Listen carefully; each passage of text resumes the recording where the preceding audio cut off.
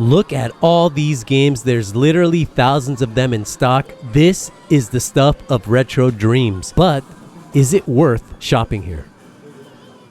Welcome back to another episode of Retro Rewire. My name is JJ. In the Hunt is the name of the game. And we are at the Omiya Saitama Japan Surugaya. And the question is whether it's worth visiting. Well, take a look for yourself. There is aisle after aisle of games. And there's actually space. And before we get into it real deep, we're going to take a quick peek at the next episode, which is at this same location, and it's going to be all about Sega with a little bit of 3DO, Neo Geo, and hardware. Lots of hardware, so subscribe, hit the bell, all that good stuff. You know what to do. Here we have Nintendo DS, and we're just going to take a quick peek at this section, which is a lot bigger than what I'm showing, as well as the 3DS section here. Now, those are two great handhelds, but I think this time I'm gonna focus more on the Nintendo Switch, which is not something that I normally do, being that, it's not as retro as it's modern, but a lot of great games, and we're gonna get a little bit of a taste of the special edition and limited edition sets here. We got the art book set for The Legend of Zelda. I haven't played this one yet, and I believe it does include English language. We have Crystar and Kogan. I believe this is like an action platformer. Looks real cool. We got Metroid Dread coming in at 5,600 yen. And then we have, I have no idea what this is. And I've seen this one more often than not. Kind of an interesting looking one. But we have Fire Emblem Engage at 9,000 yen. We got Bayonetta, the Trinity Masquerade Edition. And then we have the premium box to Atelier something. I forget the name. That's actually a big game, but I forget the name. And this one looks like Hyper Neptunia, but I'm probably wrong. But look at the stacks. They are just running red. So much a Nintendo Switch is in stock. And believe it or not, the game that I was looking for was Metroid Prime Remastered. They still don't have it just because it's so new. And all of these games here are going to be pre-owned. But there's quite a bit. Quite a bit indeed, like this Wario business. I had no idea that Wario got a game on the Switch, but we're gonna go into the display case and we have The Calling. Now this is by Hudson Soft for the Wii, and I believe this one is Ju-On. Both horror games. I used to have The Calling there, but I never played it. I had it and then I sold it like a fool. You know how it goes. But here we have some more DS games, 3DS games, all sorts of good stuff. We have Castlevania Portrait of Ruin there for 13,200 yen. And then we have the Sega 3D Collection. Look at that, 36,200 yen. That's super premium there. And then we have Travis Touchdown here. We have the trilogy, the $1 Million trilogy collection at 11,000. And then we have another collection of the Phoenix Wright games, as well as like the classic one there, at least in the past. And then we have Pokemon. I have no clue about Pokemon, but this double pack, it's actually less expensive in the showcase than what we just saw in the stacks. That's pretty crazy. The difference is 200 yen, but still, it stands. We have more Pokemon action here, and then down below we have Splatoon with the Wii U. Now the Wii U having some issues with the NAND, but it seems to be resolved. It can be fixed. And then we have Nintendo 3DS systems, quite a bit actually. And this is a great handheld. I love the 3D. Absolutely love it. And here's like a special edition one, which is Love Plus Manaka Deluxe. We have the 2DS, the red one. I keep seeing that thing. Maybe it's a sign. But we have the Galaxy Pack. Now, I haven't seen this one before, and that was actually pretty cool to see. And it has like a 25th anniversary of something. And then here we have some more Pokemon. This is a 2DS. Now the 2DS, such an interesting design, and definitely the XL 2DS has a lot better design in my opinion, but still something about the vanilla one that's kind of interesting.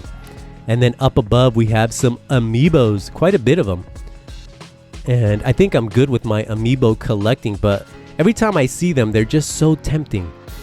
And I think I would like to get the Bayonetta one and Terry Bogard, but who knows, maybe one day. We got some more collections here. We have the Saturn Tribute Collection, the Super Valis 2 Collection.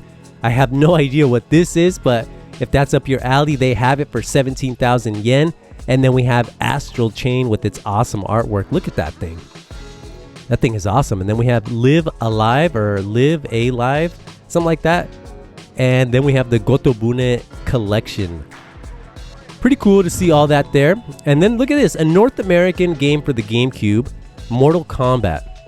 I wasn't expecting to see that one there. And then we have Twilight Princess. Now, I believe this one was only available online back in the day, so pretty cool to see that one. And then we have Mario Sunshine for 1,100 yen. Typically, if you really look, you can find that one for about 500 yen, sometimes a little bit less, but it's going to be a little bit damaged at those prices. But we have Eternal Darkness here for 3,000 yen, and I have to wonder if this includes English language options. I feel like it does, but I should definitely test that out. Maybe one day I'll pick up a copy to verify that, but I think the odds of it having English are definitely a lot higher. But yeah, the good old GameCube. We have what here? Baten Kaidos 2, the sequel, 4,500 yen. I believe this one also got a release in North America. I haven't played it, but from what I gather, it's like a strategy type of game. 1,800 for Biohazard 4. Definitely too much money there. Biohazard 830 yen. But if you look at that, 300 yen. And then here we have Muscle Champion. Haven't seen this one before. Looks kind of interesting, by Konami. I think Hudson Soft is involved in that one as well. And then we have Gun Survivor 2 Biohazard with the GunCon for the PlayStation 2. Now, they had so much PlayStation 2 games, and we're just going to take a quick scroll through here because this section was huge. And if you're looking for something for the PS2, more than likely they will have it. And the same thing is going to be for the PlayStation Vita.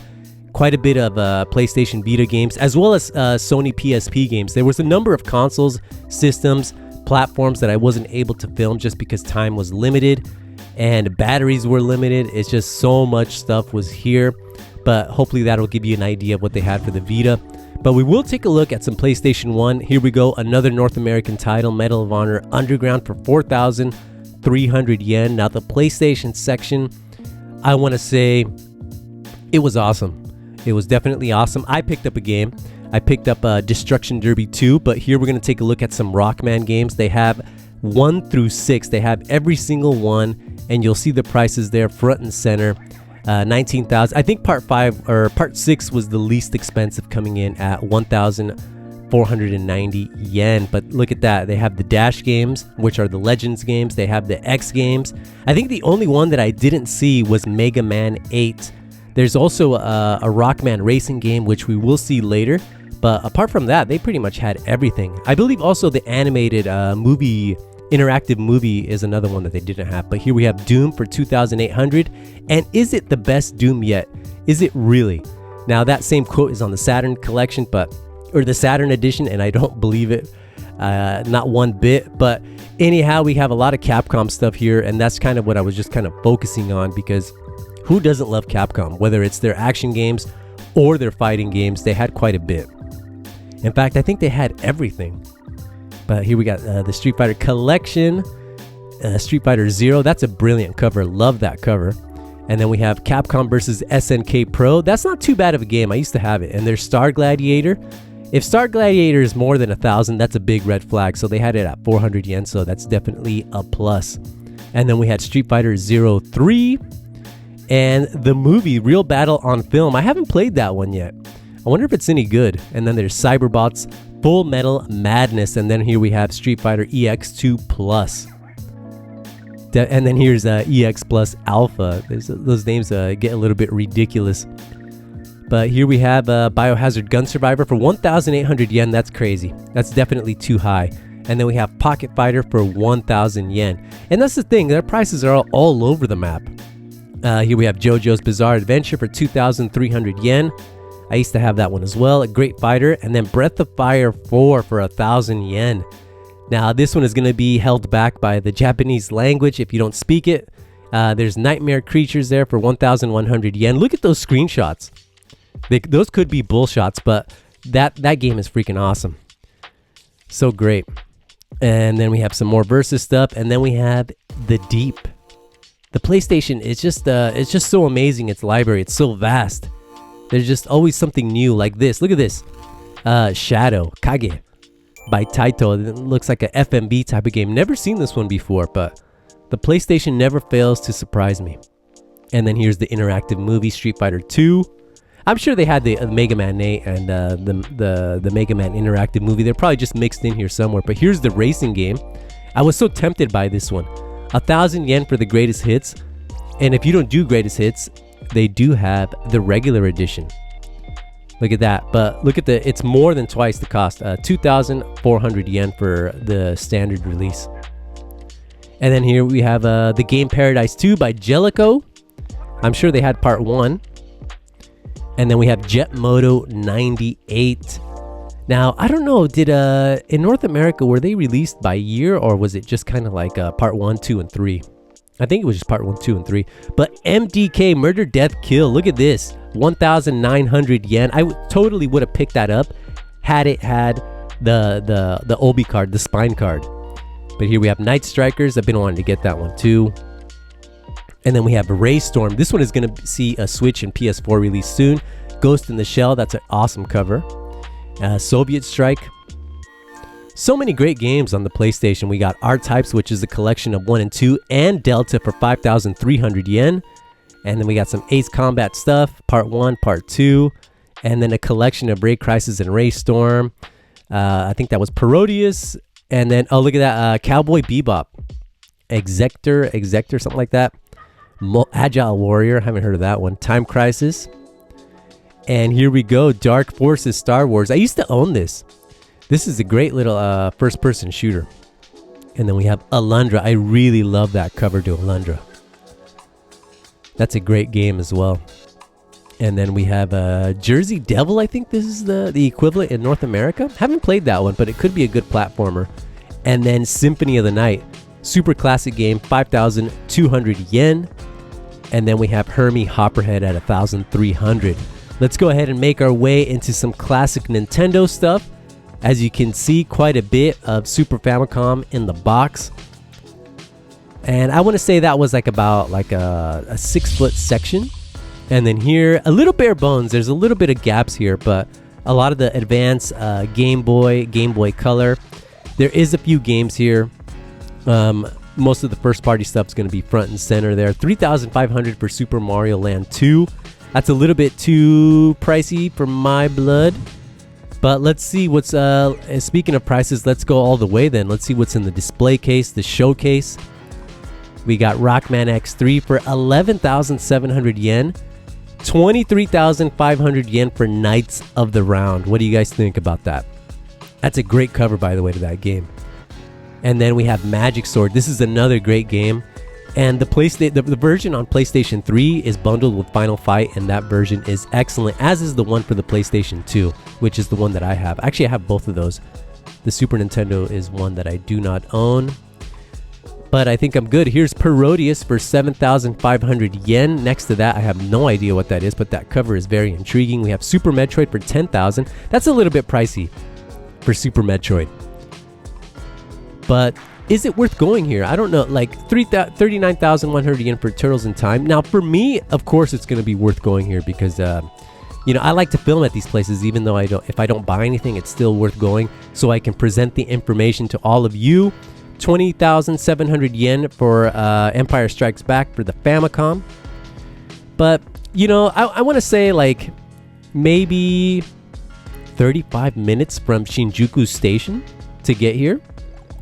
It's on one of the main JR lines, so there is some express trains to come out here. Apart from this, there's also a hard off, which is about, I want to say depending on your pace, 30 to 25 minute walk. Probably less if you take a cab. But here we have our Famicom loose carts. I decided to keep my Famicom. I was going to sell it, but Ninja Gaiden 3 and Kirby convinced me otherwise, so I'm going to keep it. We got Animaniacs here, and then we have Final Fight Tough. I believe this is part 3 in North America, and then we have Pocky and Rocky, or Kiki Kai Kai.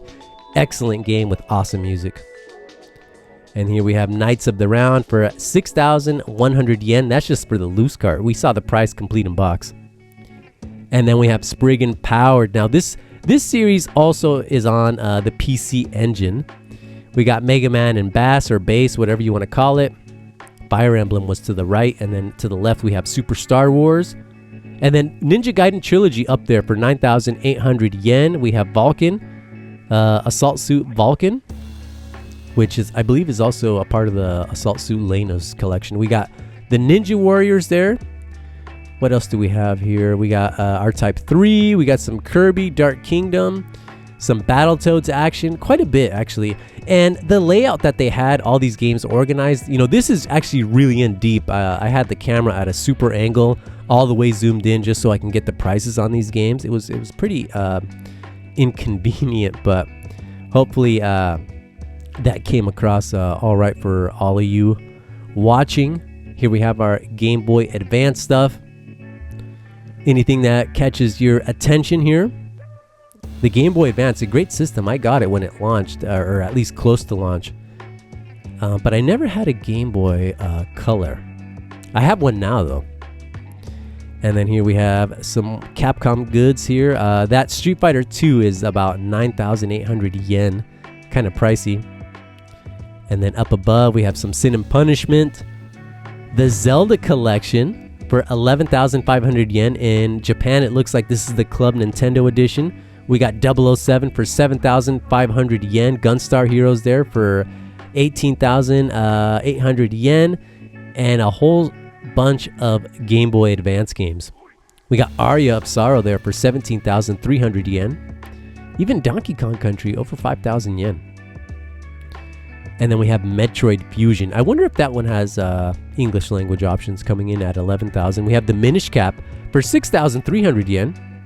That game has awesome music. What else do we have here? Some Pokemon games, and then we're going to make our way up above and take a look at a little bit of hardware. But yeah, very interesting location. And like I said, for me, it's definitely worth coming here. And we're going to end things here with the Game Boy Micro, but keep tuned because the new episode is going to drop soon. Ciao.